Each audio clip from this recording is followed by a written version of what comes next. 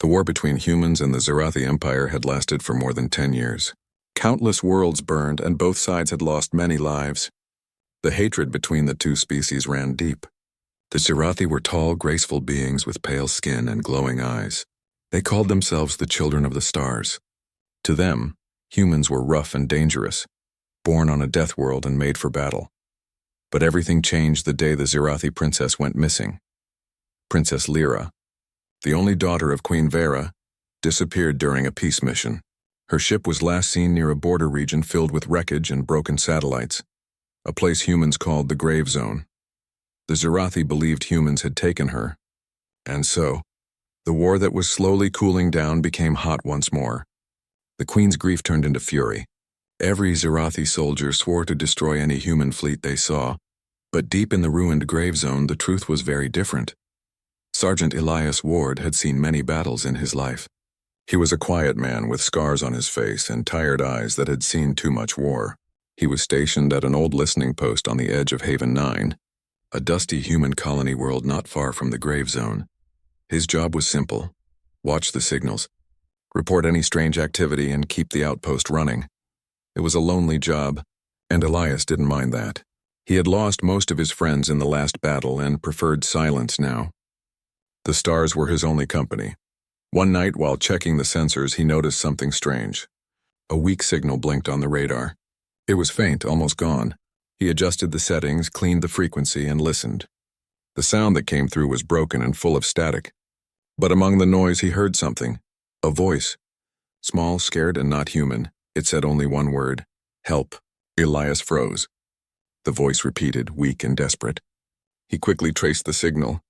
It came from an old wreck site inside the Grave Zone, a place filled with the remains of ships destroyed years ago. No one ever went there because the radiation and rogue defense drones made it deadly. Still, Elias couldn't ignore the voice. He contacted command, but there was no answer.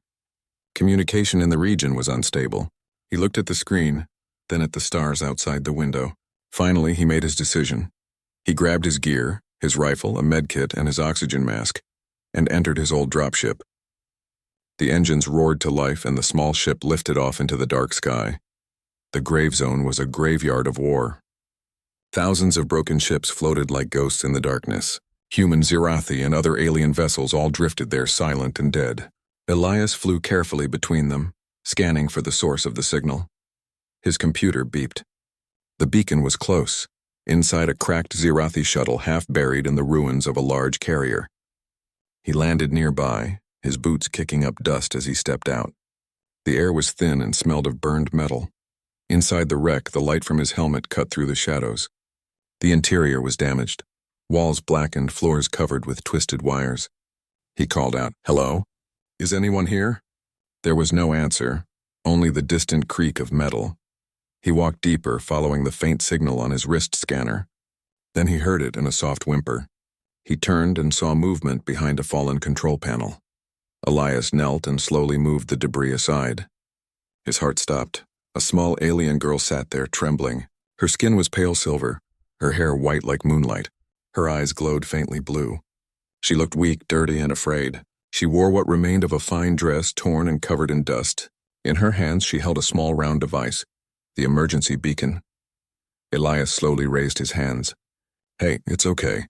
I'm not going to hurt you." The girl flinched and spoke something in her language. The translator chip in Elias's helmet tried to process it. The words came through broken. "Please, no hurt, mother. Help." He understood enough. She was scared, alone, and asking for help. He lowered his voice. "You're safe now. I'm here to help." She looked at him with wide eyes.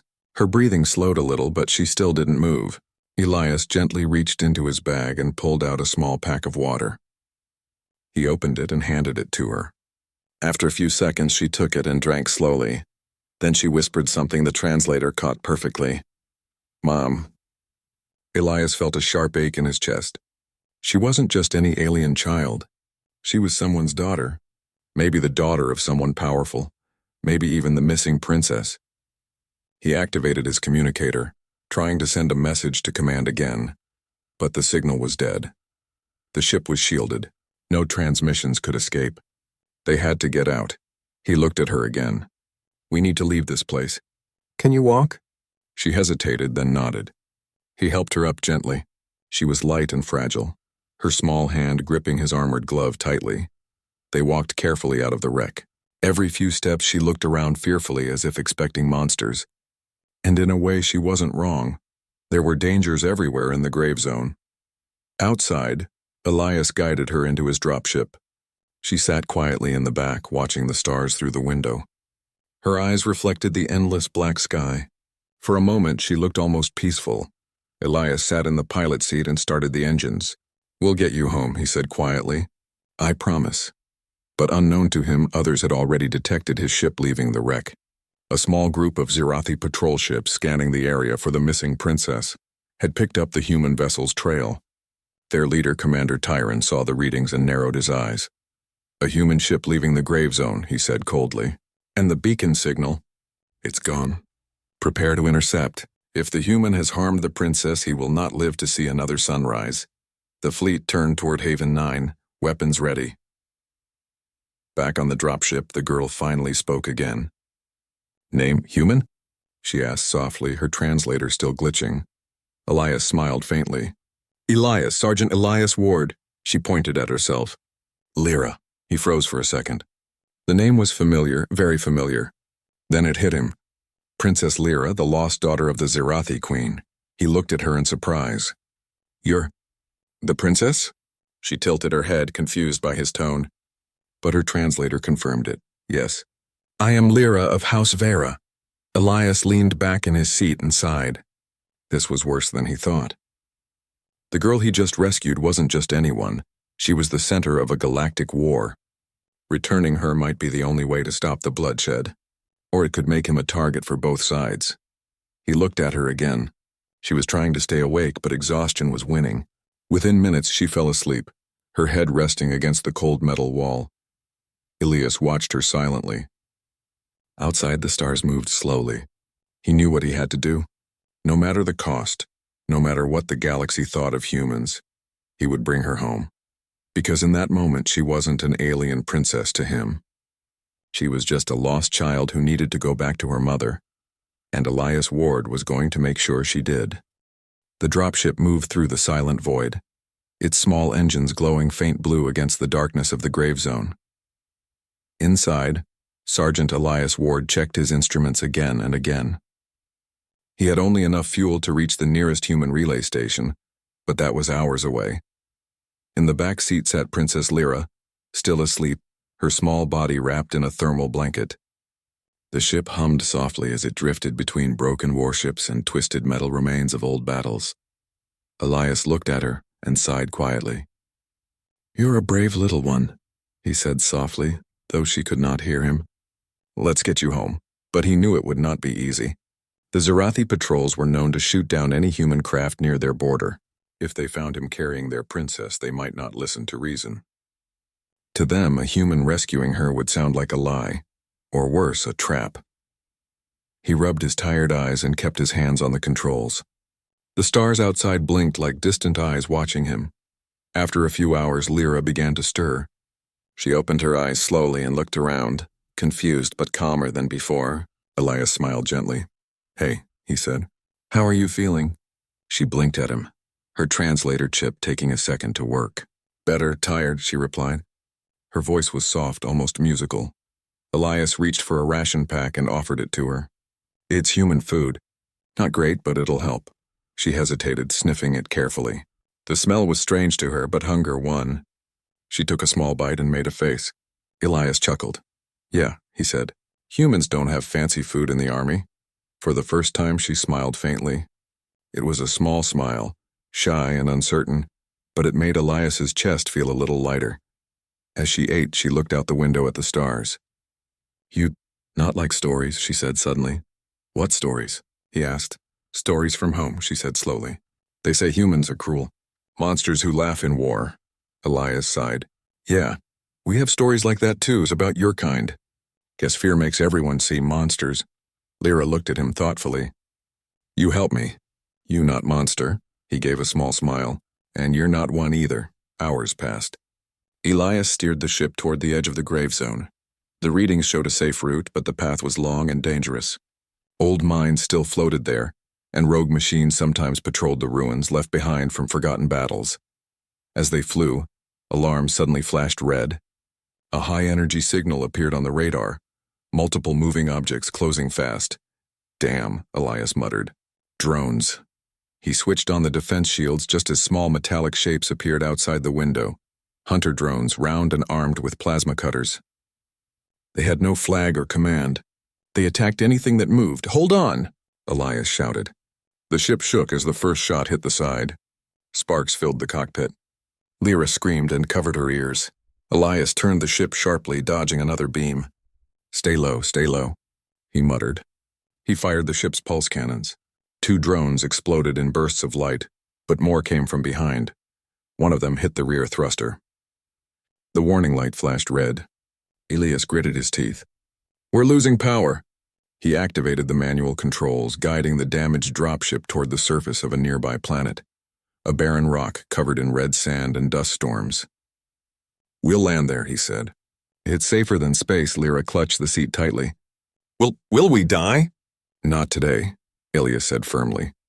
The ship entered the thin atmosphere, fire glowing around the hull.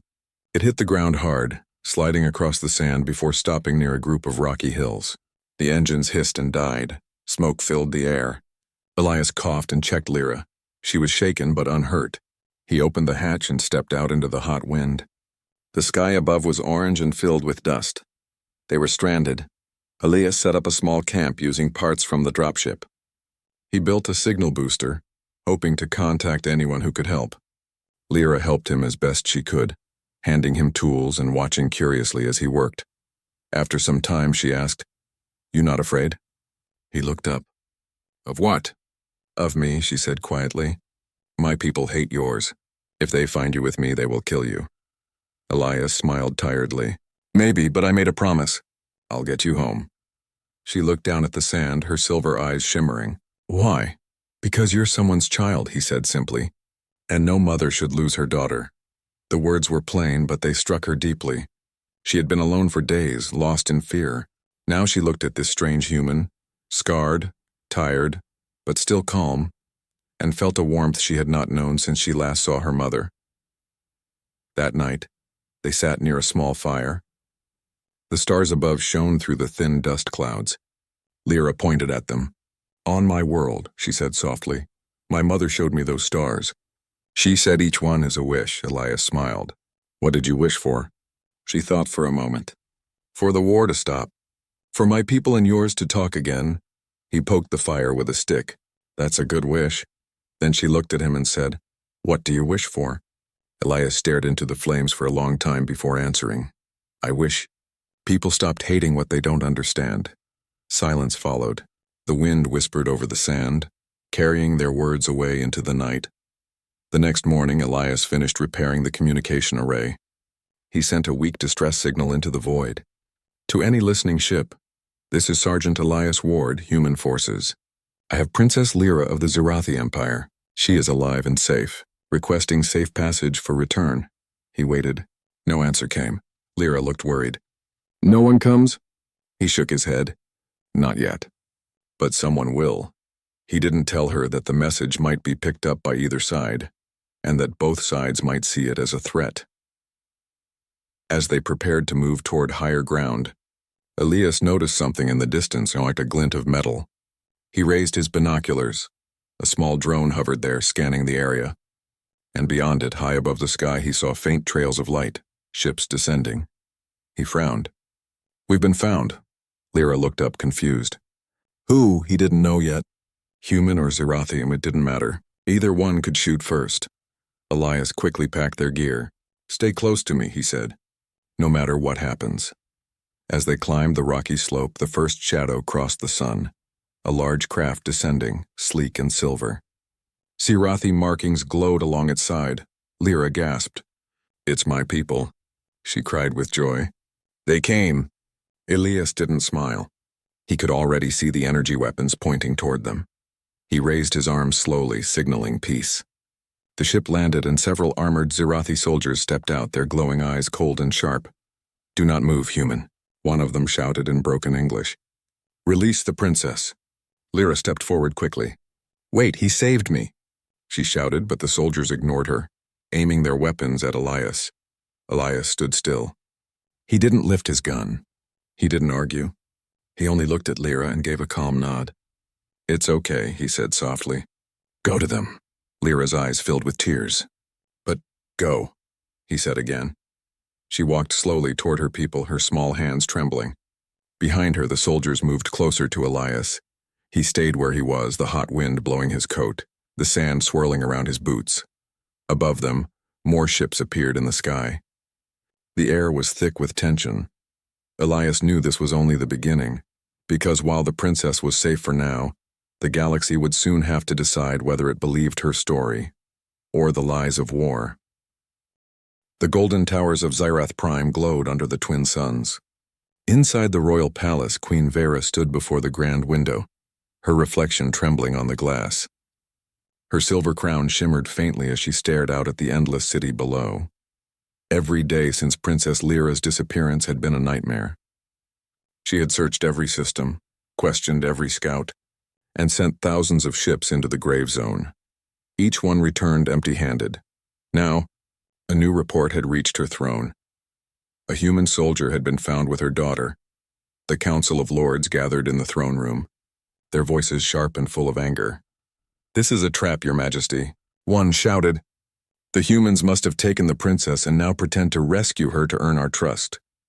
Another added, "We cannot let this insult stand. The human must be captured and tried for his crimes."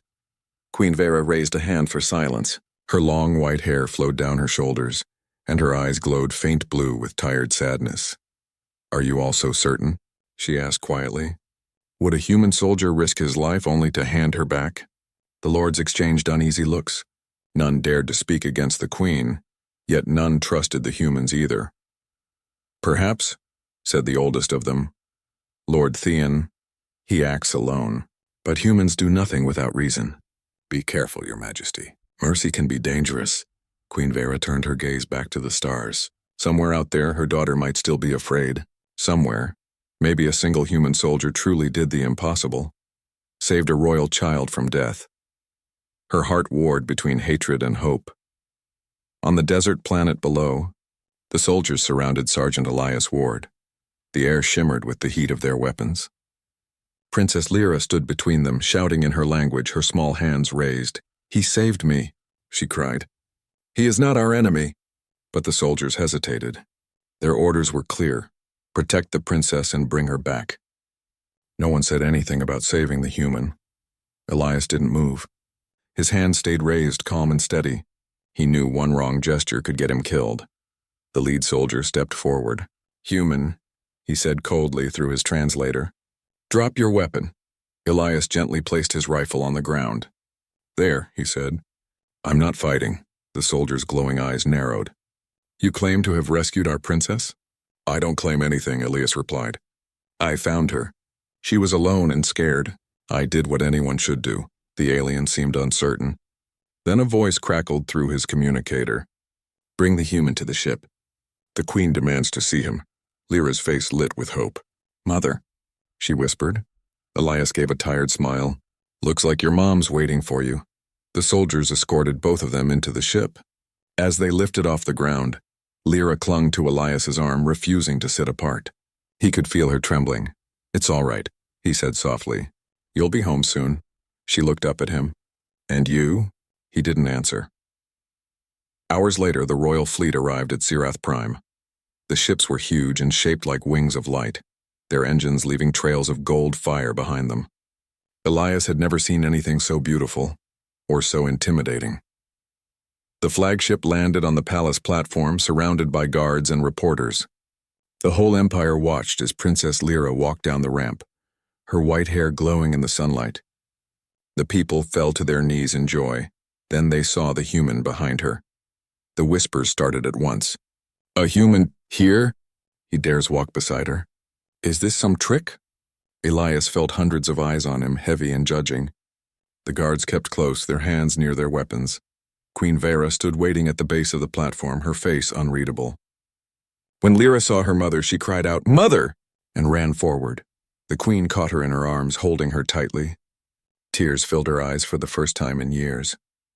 "My child, My little star, she whispered. I thought I lost you forever. Lyra pressed her face against her mother's shoulder. I'm safe now, she said softly. The human saved me. Queen Vera's eyes slowly turned toward Elias. The moment stretched in silence. He bowed his head slightly. Your Majesty. The Queen studied him carefully. He was tired, dirty, and still wearing his damaged armor. His face showed no fear, only honesty. Why? She asked at last. Why would a human soldier risk everything to save one of us? Elias took a breath. Because no one deserves to die alone, he said simply. And because she called for help. Her gaze softened for a moment before she turned to her guards. Take him to the guest wing. He is under my protection until I decide otherwise. The soldiers hesitated but obeyed. That night, Elias was given a clean room in the royal quarters. It was far grander than any place he had ever stayed. Marble floors, tall windows, and soft lights glowing from the walls. But he couldn't rest. He paced the room wondering if he had made a mistake coming here. Outside the window, he could see the endless city of GalacticPrime shining under the stars. He wondered what the people below were saying about him. The door opened softly. Lyra slipped inside, still in her royal dress. Lyra? He said, surprised. Shouldn't you be resting? She shook her head. I wanted to see you. The council talks bad things. They want you gone. Elias smiled a little. That doesn't surprise me. She walked closer, looking up at him. I told them the truth, she said firmly. You protected me. You gave me water when I was weak. You took the fire blast for me. They have to believe. He knelt down so he could meet her eyes. You did your best, princess. That's all anyone can ask. For a moment, she reached out and held his hand. You're my friend, she said softly. Elias's heart warmed. And you're mine. She smiled and then left the room quietly, leaving him alone with his thoughts. In the Grand Council chamber, Queen Vera stood surrounded by her advisors. The room shimmered with blue light, holograms of distant battlefields floating in the air. One counselor spoke sharply. Your Majesty, this human cannot be trusted. He could be a spy or worse, part of a trap. Send him back to his people at once. Another added, if we show mercy, our enemies will see us as weak. The Queen raised her voice. Enough! The room fell silent. She walked slowly to the center of the chamber. I have looked into that human's eyes, she said. He carries no hate. He carries duty, honor, and pain. I saw no monster, only a soldier who acted with heart. Her advisors exchanged uneasy glances. None dared to argue further. Then the Queen looked at the hologram of the galaxy. If what he says is true, then perhaps peace is still possible. She turned to her commander. Send a message to the human fleet. Tell them we wish to speak. I want to hear their side. The commander bowed but looked uncertain. As you command, my queen. Later that night, as the twin moons rose, Queen Vera stood on her balcony. She thought about her daughter's words. The human saved me. She closed her eyes and whispered to the wind. Perhaps I have been wrong about them. Then from the shadows, an old voice spoke. It was Lord Theon. Your Majesty, kindness is noble, but remember, peace has a price. Are you ready to pay it? The Queen turned to him, her expression firm. If it means my daughter can live without fear, then yes. Below them, the city lights sparkled like fallen stars. And somewhere far above, in the deep black of space, human ships began to move, answering the Queen's call. The galaxy was holding its breath. Because soon, the meeting between the human soldier and the alien queen would decide the future of two worlds. The storm of war rolled over the alien world of Zarathus, and its burning skies could be seen even from orbit. The human dropship streaked across the horizon, not for conquest, but to rescue those trapped in the chaos.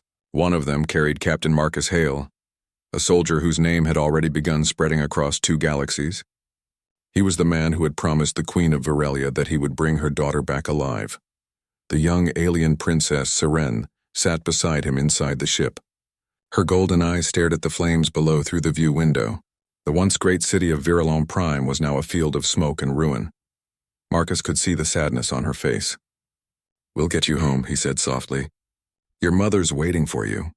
Seren looked at him with quiet confusion. You're risking everything for me, human. Why? Marcus gave a small, tired smile. Because promises matter where I come from. We don't leave people behind. The ship jolted as enemy fire hit nearby. The pilot shouted, "We've got company! 3 raiders on our tail!" Marcus moved to the gunner seat. "Then we make it count," he said, locking on to the attackers. Bright plasma bolts flashed across the sky as the human ship returned fire. Serene gripped her seat, her body shaking. "They'll destroy us!" "Not today," Marcus replied. "Not while I'm breathing." His calm voice steadied her. The human's courage seemed unreal to her kind. Ferellians were proud and disciplined, but they feared death deeply. Humans, she realized, seemed to treat death like an old enemy they refused to give up to. Moments later, one of the raider ships exploded in a flash of blue light. The others broke formation and fled. The pilot cheered, "They're retreating!" Marcus nodded, but his eyes remained focused. "Get us to the rendezvous point. The Queen's forces are waiting." But fate was not done testing them yet. As the ship neared the edge of the burned city, the scanners picked up something. A distress signal, faint, buried under rubble. Marcus frowned and said, "That's a civilian beacon."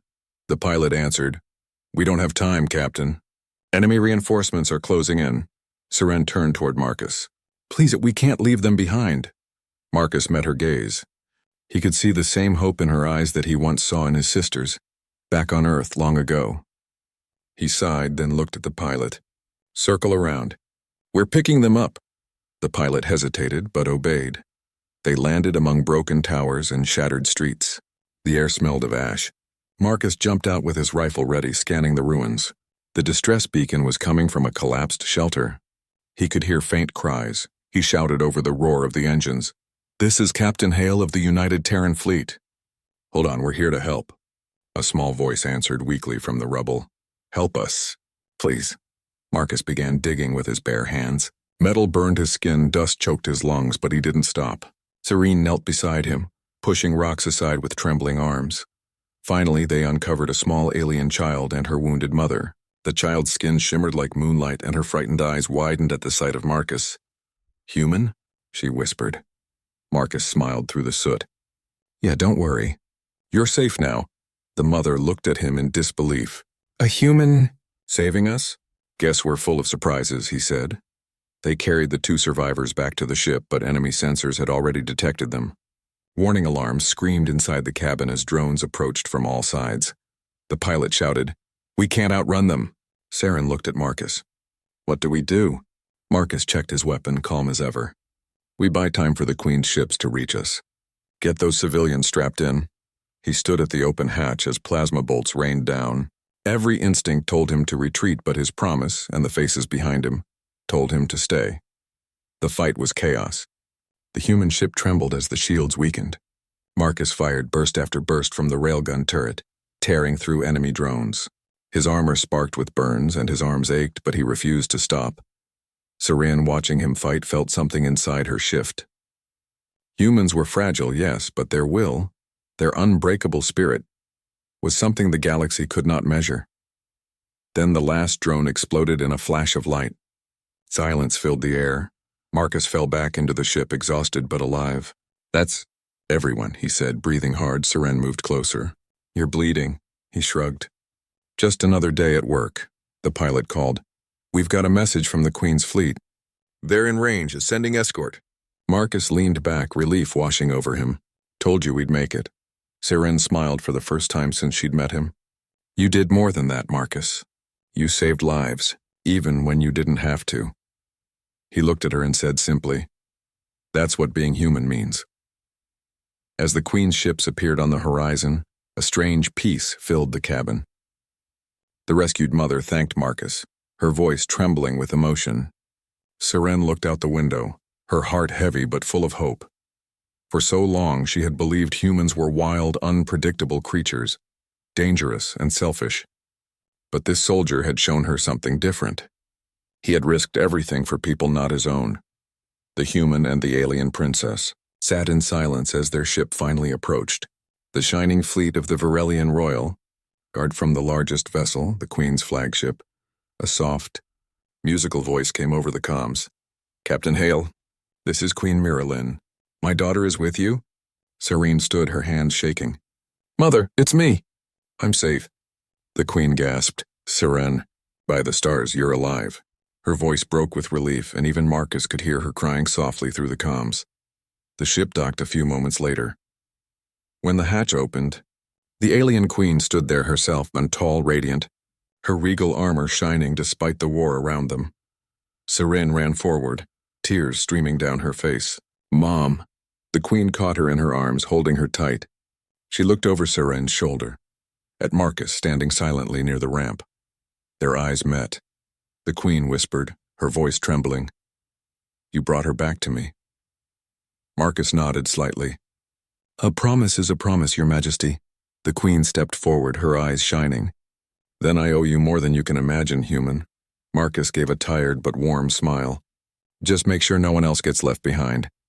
But before the peace could settle, a sudden explosion echoed from below. Enemy ships had followed them. The war was not over yet. Marcus turned toward the window and saw fire rising from the planet's surface again. He tightened his grip on his rifle. "Looks like round two's here."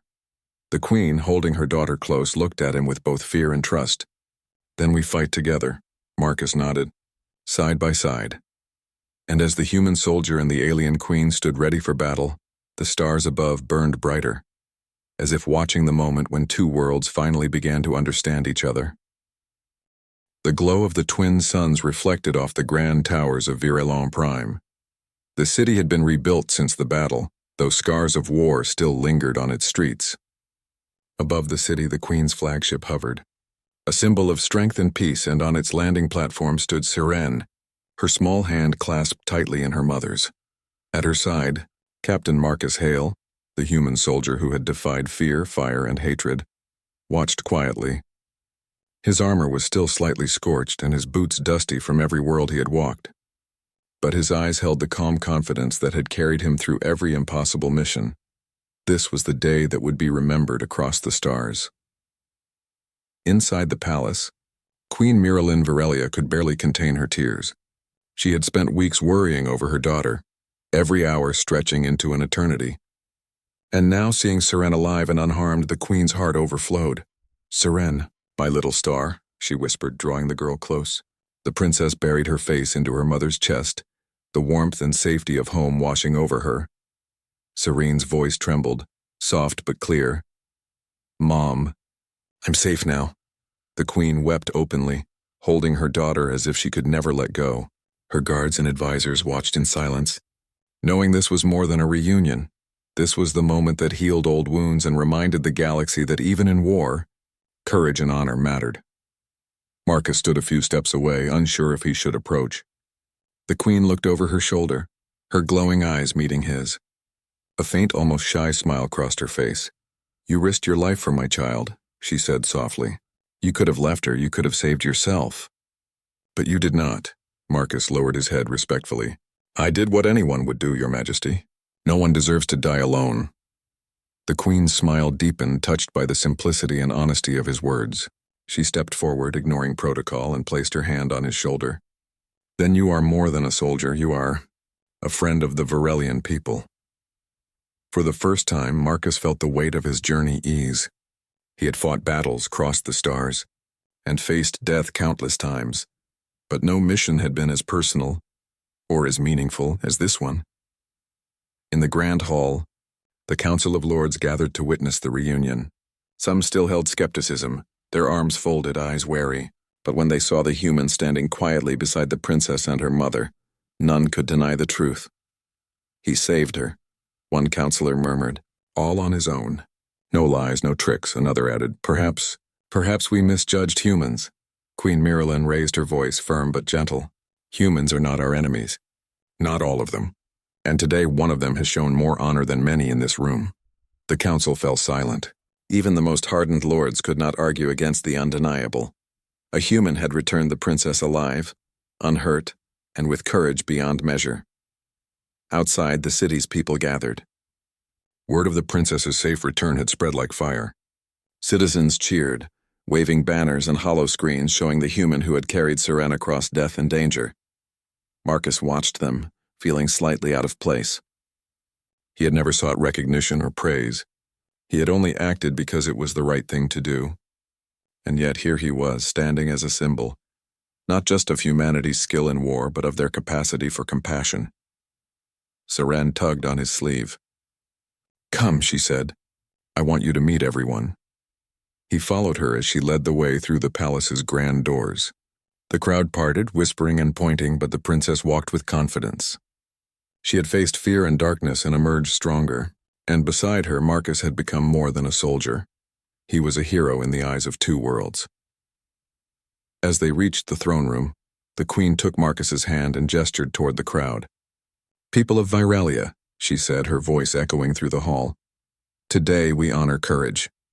Today we honor a human who has proven that even in war, honor and compassion endure. Let it be known, humans are not our enemies. They are allies and friends." A cheer rose from the gathered crowd. Marcus stood silently, overwhelmed by the magnitude of the moment. He had crossed galaxies, fought fire and death, and now, here in the palace, the galaxy itself seemed to pause in respect. Seren leaned against his arm. "I never thought humans could be this," she said softly. "Strong, yes. Brave, yes, but kind too." Marcus smiled faintly. "We try," he said simply. The princess nodded, her eyes shining. "You did more than try. You saved my life." That evening, the queen hosted a private ceremony for Marcus. The grand hall was filled with soft lights, banners, and the faint hum of alien technology.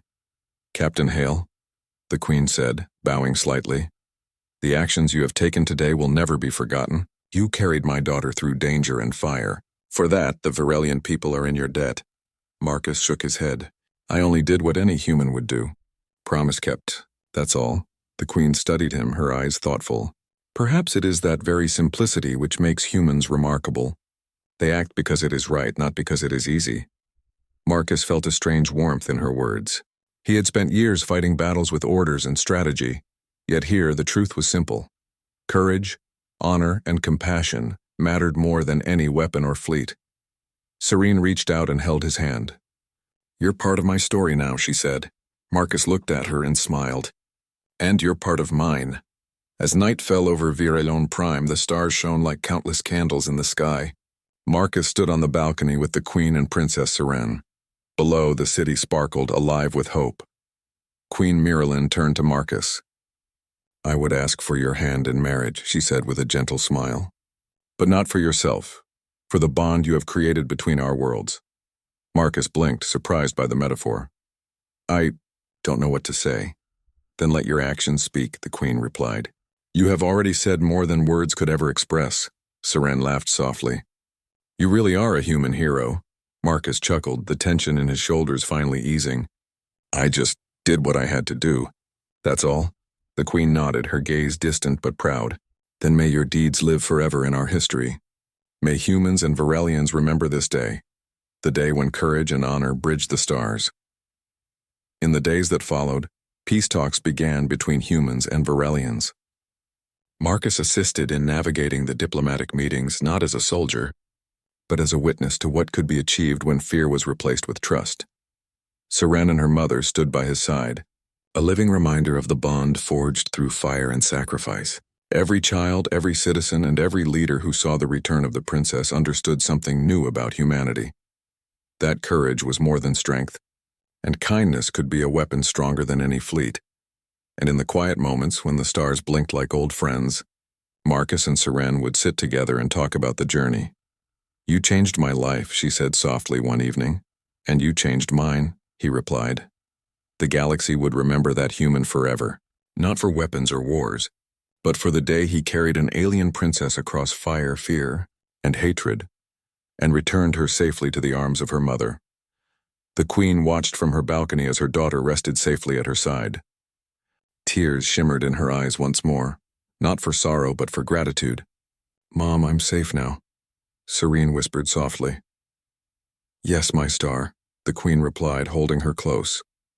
"You are safe, and you have taught us all that hope is stronger than fear." Below, the stars of the galaxy burned brighter, as if celebrating the courage of one human soldier and the bond he had forged across worlds. And somewhere far away, across the vast expanse of space, the story began to spread. The story of the human who did not fight to conquer, but to save. The story of the day a soldier became a hero of the galaxy, and of the day the alien queen wept tears of joy knowing her daughter was home.